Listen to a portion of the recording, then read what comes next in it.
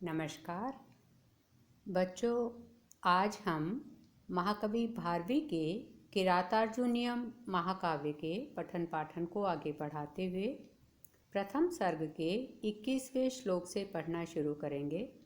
पीछे के कुछ श्लोकों से हम पढ़ रहे हैं कि गुप्तचर, वनेचर दुर्योधन की शासन व्यवस्था, उसके व्यवहार, आचरण आदि का वर्णन कर रहा है। इसी वर्णन को आगे बढ़ाते हुए वनेचर युधिष्ठिर को कहता है, न तेन सैज्यम क्वचिदुद्यतं धनुः कृतं नैवाकोपविचिम्माननं गुणानुरागेण शिरोभिरुह्यते नराधिपैर्माल्यमिवस्य शासनम्। न तेन सैज्यं क्वचित् उद्यतं धनुः कृतं नैवाकोपविचिम् आननं गुणानुरागेण शिरोभिः उह्यते नराधिपैः माल्यम इव अस्य शासनम। गुप्तचर युधिष्ठिर को कहता है, तेन क्वचित सैज्यम धनुः न उद्यतम। तेन उस दुर्योधन के द्वारा क्वचित कहीं भी सैज्यम प्रत्यंचा से युक्त धनुः धनुष न उद्यतम नहीं उठाया गया, न कोप विचिम आननम कृतम और न ही क्रोध के कारण आननम मुख को जिम कभी टेढ़ा कृतम किया गया। न तो उसके द्वारा कहीं भी प्रत्यंचा से युक्त धनुष उठाया गया और न ही क्रोध के कारण मुख को टेढ़ा किया गया। क्यों? क्योंकि गुणानुरागेण नराधिपै अस्य शासनम माल्यम इव शिरो भी उह्यते। गुणानुरागेण उसके गुणों से अनुराग के कारण, गुणों के प्रति अनुरक्त होने के कारण नराधिपै राजाओं के द्वारा अस्य शासनम इस दुर्योधन की आज्ञा को माल्यमेव माला की तरह शिरोभि उह्यते मस्तक से धारण किया जाता है, अर्थात शिरोधार्य किया जाता है। दुर्योधन के सदाचार और सुजनता आदि गुणों का वर्णन करते हुए जो वनेचर है वो कह रहा है कि राजा लोग उससे इतना प्रेम करते हैं, इस तरह से मित्रवत व्यवहार करते हैं कि उसकी आज्ञा को उसी तरह शिरोधार्य करते हैं जैसे सुगंधित माला आदि को धारण किया जाता है। वह बता रहा है कि गुणानुराग के कारण ऐसा कोई अवसर उपस्थित नहीं हुआ कि उससे किसी को दंड देने के लिए धनुष ऊंचा उठाना पड़ा हो या आदेश की अनुपालना नहीं होने के कारण क्रोधवश मुंह को टेढ़ा करना पड़ा हो। यहाँ पर जो आज्ञा को शिरोधार्य करने की बात है उसकी समानता माला से की गई, इसलिए यहाँ पर उपमा अलंकार है। अगला पद्य, स योगराज्ये नवयौवन उद्धतं निधाय दुःशासनमिद्धशासने मखेष्वखिन्नोऽनुमतः पुरोदसा धिनोति हव्येन हिरण्यरेतसम्। मखेषु अखिन्न अनुमत, यह पदच्छेद होगा यहाँ पर। अब आगे बताता है, इद्ध शासन स अनुल्लंघित शासन वाला वह, अर्थात अप्रतिहत आज्ञा वाला वह दुर्योधन जिसकी आज्ञा का उल्लंघन कोई नहीं करता, ऐसा वह दुर्योधन यवराज्य युवराज पद पर नव यौवन उद्धतम दुशासनम निधाय, नव यौवन के कारण उद्धत उद्दंड दुशासनम दुशासन को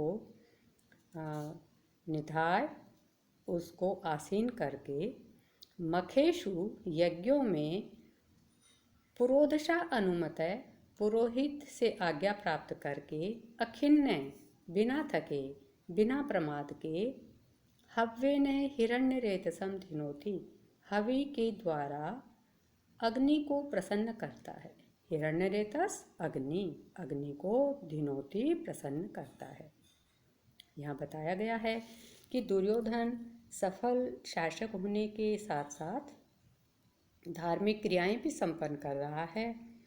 वह केवल प्रजा के अनुरंजन के लिए, उसके हित के लिए ही कार्य नहीं कर रहा, अपितु यज्ञों का आयोजन करके जो देवता हैं उनको प्रसन्न करने का कार्य भी वह कर रहा है। और उसने अपने राज्य कार्य संपन्न करके और राज्य की देखभाल करने के लिए अपने युवा भाई दुशासन को युवराज पद पर आसीन कर दिया है और स्वयं पुरोहित के निर्देश अनुसार यज्ञ हवन आदि कर रहा है। अगला पद्य। प्रलीन भूपालमपि स्थिरायति प्रशासदावारिधि मंडलम भुवः स चिन्तयत्येभ्यस्तवत् इष्यति रहो दुरंता बलवत् विरोधिता। प्रलीन भूपालम अपि स्थिरायति प्रशासद आवारिधि मंडलम भुवः स चिन्तयति एव भियः त्वत् इष्यति अहो दुरंता बलवत् विरोधिता।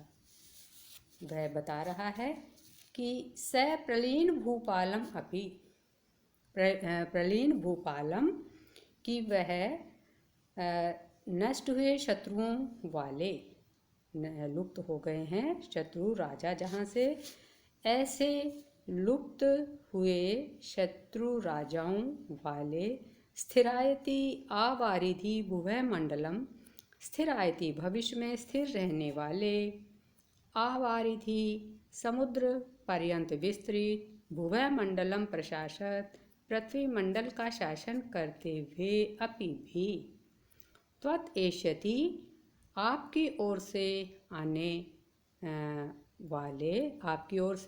वाले, भयः चिंतयति एव भयों के बारे में चिंता करता है, अहो बलवत् विरोधिता दुरंता।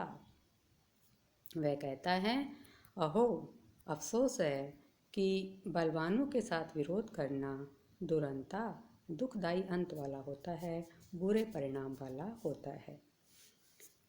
दुर्योधन के कुशल प्रशासन का वर्णन करने के उपरांत वनेचर युधिष्ठिर से कहता है कि दुर्योधन की सफलता को जानकर आपको निरुत्साहित नहीं होना चाहिए, क्योंकि भले ही वह समुद्र तक विस्तृत जो भूमंडल है उसका शासन कर रहा है तथा उसका जो राज्य है वो शत्रुओं से रहित है, किंतु फिर भी वह आपके विरोध का जब स्मरण करता है तो अत्यंत चिंताग्रस्त हो जाता है।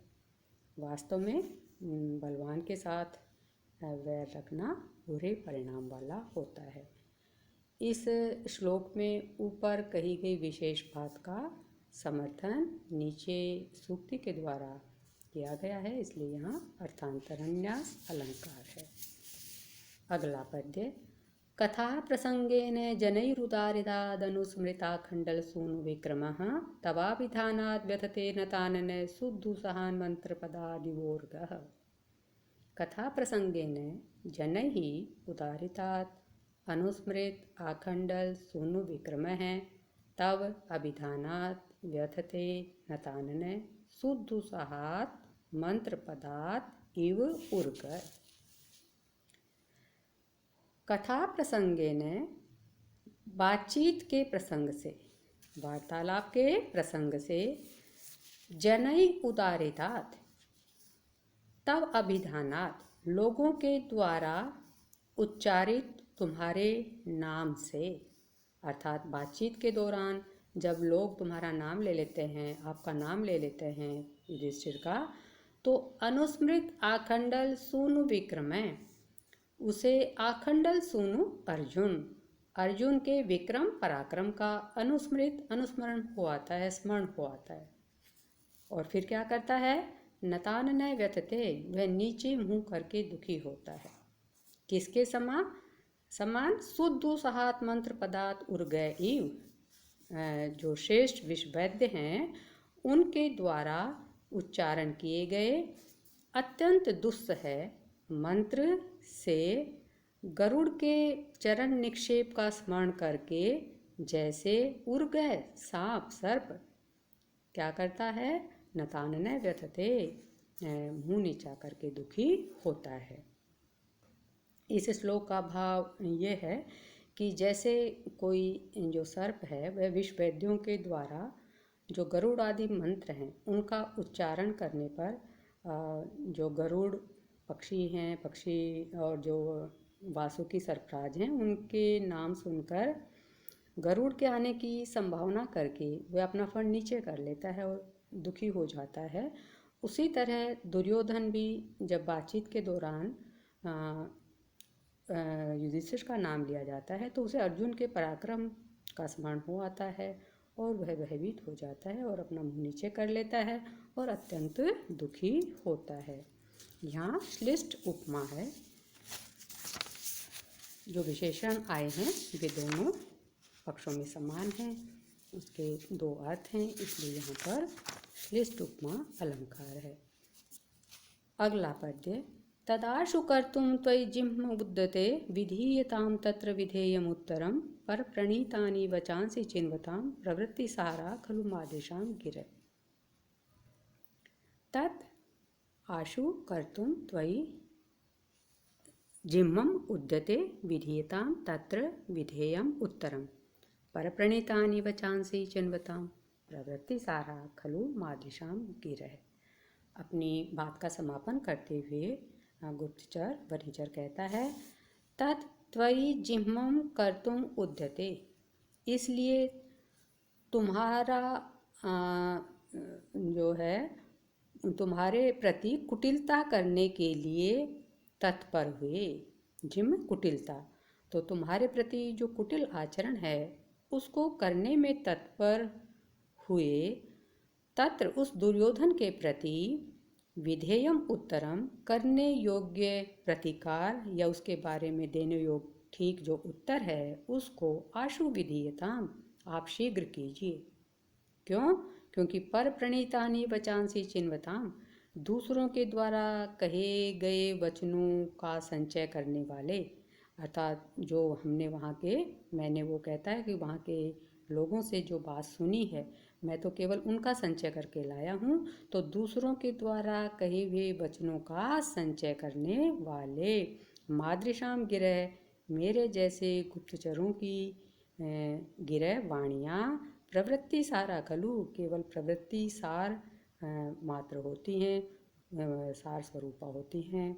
अर्थात वनेचर के कहने का तात्पर्य यह है कि वो कहता है कि जो कुछ मैंने दुर्योधन के राज्य में देखा उससे मुझे अनुमान हुआ है कि वह कपट आचरण द्वारा आपको जीतना चाहता है। इसलिए आपको इस अवसर पर क्या करना चाहिए इसके बारे में मैं तो कुछ नहीं कह सकता।